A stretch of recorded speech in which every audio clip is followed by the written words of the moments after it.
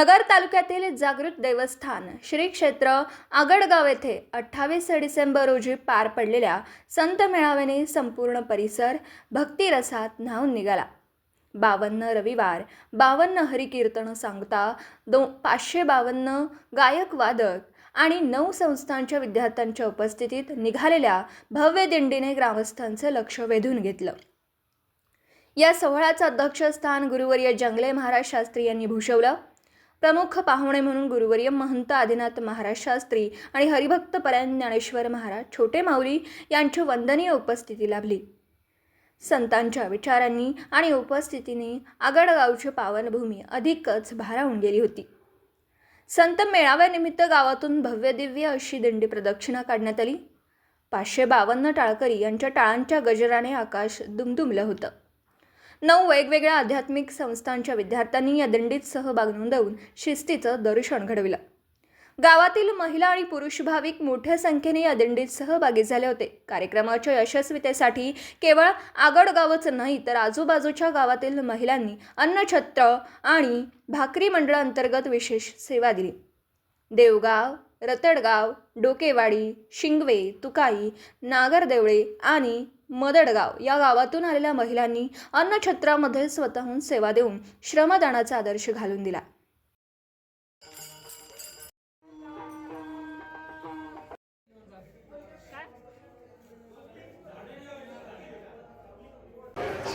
गणेश शेठ यांनी मला सांगितलं की आता सध्या हैदराबादला आहे। त्यांनी सांगितलं बाबा तुम्हाला जावंच लागेल, आळंदीचा कार्यक्रम सोडलाय आज सटले गुरुजींचा।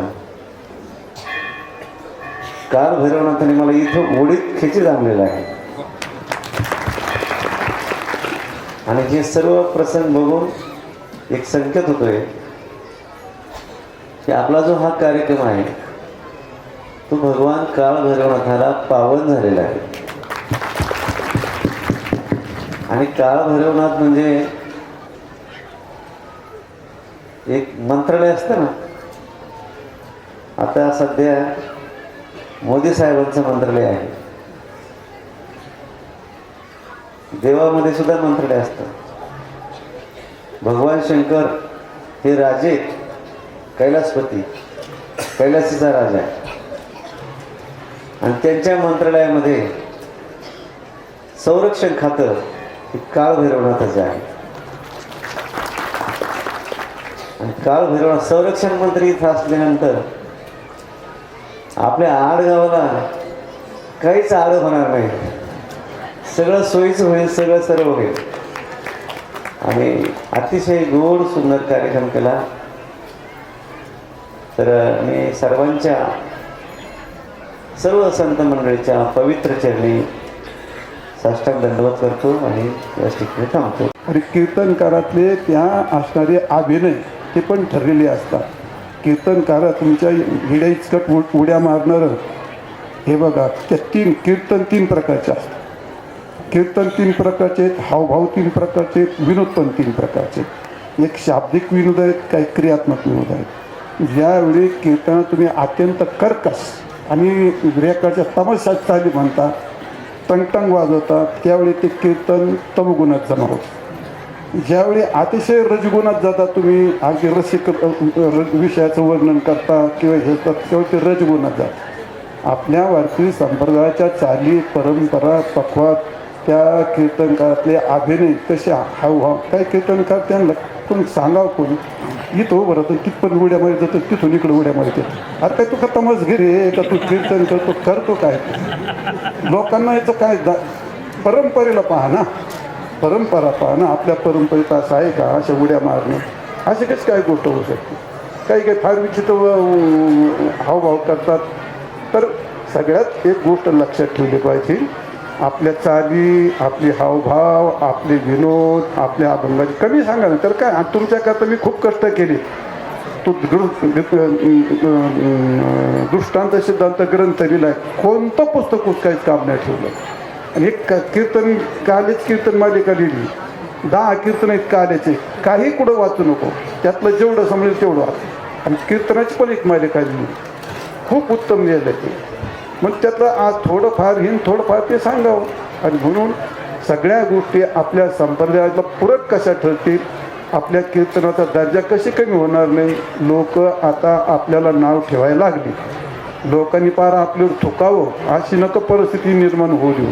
फार लोकांनी फार ते तुम्ही ज्यांना तर आपल्या तरुण कोणाला माहीत असेल त्या मोबाईलवरती आता जे बिचारी वामपंथी बसली तर तुमच्यावर शिवतुडवलं इतक्या वाईट शब्दात त्यांनी त्या मागच्या 8-15 दिवसात नाही का वातावरण झालं होतं तयार. ते खूप वाईट शब्दात त्यांनी प्रतिक्रिया ती त्याच्यावरच बसली तुमची शूटिंग करायला. ती तर ते आपल्याला ते नाही करायला पाहिजे ना. आपली परंपरा जपली पाहिजे. आता माझ्या पुढे बसले सगळे आता परंपरा जपणारच आहेत.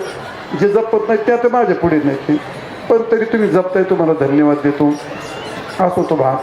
आता वेळ संपलेली आहे. पुनश्च एकदा मी सर्व महाराज मंडळीला, त्याचप्रमाणे ग्रामस्थ असतील, वारकरी असतील, या ठिकाणी आज जो आपण सांगता सोहळा पार पडतोय, या सांगता सोहळ्यासाठी आपल्या अहिल्यानगरचं धार्मिक क्षेत्रामधलं आणि सर्व ज्ञानात एकदम वारकरी संप्रदायाच्या शिस्तीप्रमाणे चालणारं व्यक्तिमत्व म्हटलं तर गुरुवर्य जेंगले महाराज शास्त्री आजच्या कार्यक्रमाच्या अध्यक्षस्थानी. त्यांना दुसरी जी जोड दिलेली आहे, आपल्या पाथर्डी तालुक्याचं वैभव आणि आपल्या जिल्ह्याचं नाव तारकेश्वर गडाचे अधिपती महंत अदिनाथ शास्त्री महाराज हे आपल्याला प्रमुख अतिथी म्हणून या ठिकाणी आज लाभलेले आहेत. या दोघांचंही या ठिकाणी हार्दिक असं स्वागत. यानंतर ज्यांची कीर्तन सेवा या ठिकाणी थोड्याच वेळात सुरू होणार आहे, असे उपस्थित असणारे आमचे मार्गदर्शक ज्ञानेश्वर महाराज कदम छोटे माऊली हे या कार्यक्रमासाठी आहेत. अगदी एकच मिनिटात या ठिकाणी पोहोचत आहेत. सांगताना रूपरेषा या प्रकारची सांगता येईल. आपण जेव्हा हा कार्यक्रम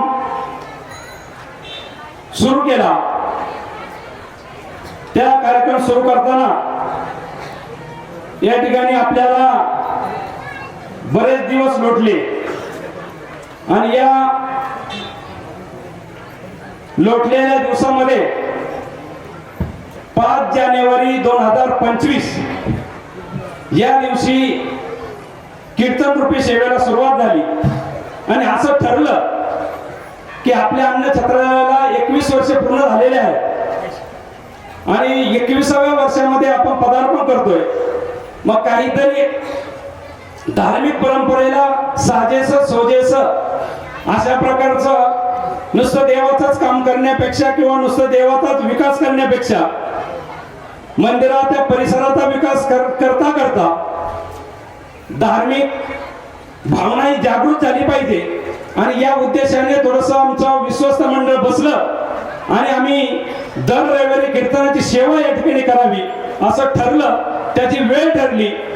संध्याकाळी 7 ते 9 कीर्तन, 9 नंतर पुन्हा महाप्रसाद, म्हणजे 2025 साल सकाळी 6:45 आरती झाली की 7 ते 8 नाश्ता. नाश्त्याला सुद्धा 1000 ते 1500 भाविक या ठिकाणी दररोज उपस्थित राहतात. 12 वाजता दुपारी दर रविवारी आरती झाली की या ठिकाणी 6 ते 7000 भाविक या ठिकाणी आरती नंतर महाप्रसाद घेतात. संध्याकाळी 6:45 आरती झाली की 7 वाजता या ठिकाणी बरोबर हरिकीर्तनाला सुरुवात होते आणि या हरिकीर्तनाच्या सुरुवात कार्यक्रमाचं उत्कृष्ट नियोजन श्री क्षेत्र आगडगाव देवस्थानचे अध्यक्ष, उपाध्यक्ष, सर्व विश्वस्त मंडळ पदाधिकारी आणि कर्मचारी यांनी केलं होतं. दिवसभर चाललेल्या या सोहळ्यात भाविकांसाठी महाप्रसादाची सोय करण्यात आली होती. यावेळी जिल्हाभरातील महाराज मंडळी, काळभैरवनाथ भक्तजन मोठ्या संख्येने उपस्थित होते. प्रतिनिधी शुभम पाचारणे, अहिल्यानगर.